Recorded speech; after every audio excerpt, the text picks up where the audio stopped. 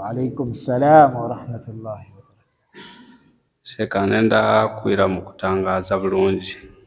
Yesaba. Ensonga y'okubye nti ey'okusonyiwagana okwirizaganya ezitowa okusinga ibada ati dona. Nti omuntu ni bwaba tasaire, ni bwaba tatokoze sadaka, ni bwaba tasiibye, okusonyiwagana kisinga okuzitowa ebintu bire. Kyova obona abantu abandi akoba n'okuba ati abasaala balina ebikolobero bingi ng'eyalo akyenumirizamu nti ndowooza emirimu gyakola emirungi gizitowa okusinga swala. Era omuntu adda kuba ati kitegeeza bwensoniga oba bwendiririza n'ensoniga munange ensinga abali kujja mu swala, kikaatirize ku mimbali awo tutegeere nti omuntu ni bwaba tasaire aye nga asoniga akoze ogw'okusonyiwa okwirizaganya kizitowa okusinga ali kwewuuba mu swala. Assalamu alaikum. Wa alaikum salam wa rahmatullah. Nsonga nkulu muganda waife gyakoonyeeko. Bana hadithi gye tusomye ezira mulimo gwona gusinga bintu Allah tabaraka wa taala bye yatulalika ku bukulu. Ezira mulimo gusinga swala Allah gye yatulalikaku fajiri, zuhuri, asri, magharibi, isha bukulu. Ezira mulimo gusinga kusiiba Allah tabaraka wa taala gwe yatulalika ku bukulu n'okusiiba kwaki kwa Ramadan. Ezira mulimo gusinga sadaka Allah tabaraka wa taala gye yatulalika ku eya zaka bukulu kuba edompaji mumpaji daki ed'obusiraamu. Omuntu kasita atayemerezaawo mpaji edo ekitegeeza taba musiraamu. Aye swala gye tuli kwogeraku mu hadithi nabbi sallallahu alaihi wasallam gyayogeraku n'okusiiba kwe twogeire ku mu hadithi ni sadaka ebiri sunna. Kati swala dona ediri sunna editali dino swala itaano, swala dona eda sunna tidisinga buzito. Mulimu ogwo gwakwirangana okuba nga tusonyiwagana wagati waife. Oba osaire obwire bwona oba osaire swala dona eda sunna wadimalayo, omulimu ogwo tigusinga kwirangana wagati w'abasiraamu abiri abaye basowagaine bukulu. Oba osiibye mande n'olwokuna, wasiiba enaku endebe, wasiiba okusiiba kwonako n'okwa sunna wakumalayo, omulimu ogwo sunna eyo ey'okusiiba tesinga mulimu guno bukulu. Oba osadase sadaka yonayona mu masigiti oba nga niwasasula amaadi ga masigiti kuba edo dona sadaka, oba niwakola sadaka dona eda sunna etali ero eya zaka tidisinga mulimu guno gwakwiriziganya wagati waife abasowagaine bukulu. Tubitegeere bulungi banange.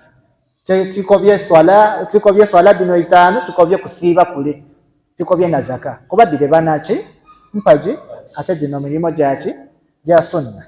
Nekyo seeka oba kitegeerekeke bulungi. Barakallahu fiikum wa rahmatullahi wa barakatuh. Wa alaikum salam wa rahmatullahi. Sheikh, naye ekibuuzo kiddi oba bibiri kilambulire ku ndidye kulete aye ku nsonga y'Oluganda watyanga naye ow'Oluganda aye nga mushiriku amanikwa nga yeena yeetya ye mujantya wensalawo nimwesoniwa ng'ali yali timuwuliza tampuliza namulwantya aina muganda we mushiriku akutulewo enkulagana oba esigalewo kibuzo ndowooza kityo bwe kiri. Allah tabaraka wa taala yatukoba mu Qur'an nti la yanhaakumullah, Allah tatuloberanga kukukolagana n'abantu batali basiraamu abatatulwanisa, tali koba va mu idiniyo, tali kulobera kwemerezaawo swalado, tali kulobera kujja mu maiso na idiini lyo nga bw'olina kukola ki kulitambuza, okuba nga tukolagana nabo. Allah takituloberangako.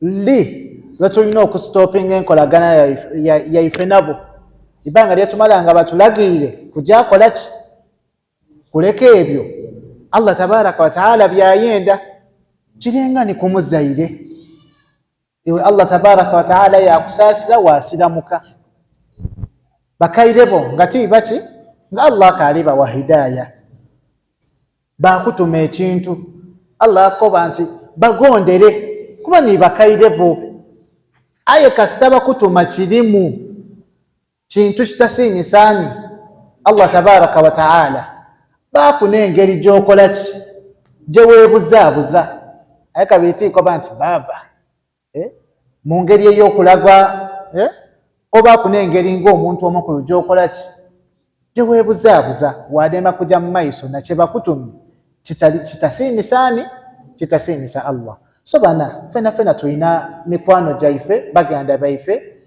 Allah bakaali kubanga akola ki alungamya tutatoolawo nkolagana ebbanga lyebamala nga tibali tulobera ife kujja mu maiso nabisiimisani Allah tabaraka wa taala waife kasita abanga tibatulobera tukolagane nabo mukwano gwo ti musiraamu gwokolagana mu bizinesi ebanga yetumalanga bizinesi daife n'omukwano gwaife tube n'omukwano gwaife tutakuba tibali tutoolawo olisinza Allah wo yena ebyaife bitambule ebyokunsi tutaawukana mu nsonga difaanana bityo tukitegeere banange bulungi alhamdulillah.